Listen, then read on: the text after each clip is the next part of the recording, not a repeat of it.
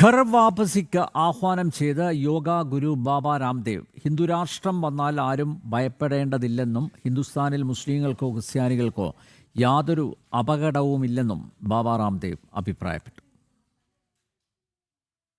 ഹിന്ദുരാഷ്ട്രം വന്നാൽ മുസ്ലിങ്ങളും ക്രിസ്ത്യാനികളും എവിടെ പോകുമെന്ന് ചോദിച്ചവർക്കുള്ള മറുപടിയായാണ് അദ്ദേഹം ഇങ്ങനെ പറഞ്ഞത്. ഹിന്ദുരാഷ്ട്രം വന്നാൽ ആരും ഭയപ്പെടേണ്ടതില്ലെന്നും മുസ്ലിങ്ങളും ക്രിസ്ത്യാനികളും പൂർവികരുടെ ആചാരങ്ങൾ സ്വീകരിച്ചാൽ മതിയെന്നുമാണ് യോഗ ഗുരു പറഞ്ഞത്.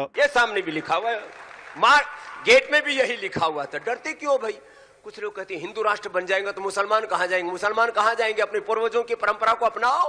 പൂർവികരുടെ ആചാരങ്ങൾ സ്വീകരിച്ചാൽ മതി. നിങ്ങൾക്ക് താടി വളർത്താം, അല്ലെങ്കിൽ ഷേവ് ചെയ്യാം, ഏത് വസ്ത്രം വേണമെങ്കിലും ധരിക്കാം. പക്ഷേ നിങ്ങളുടെ പൂർവികരുടെ ആചാരം നിലനിർത്തുക.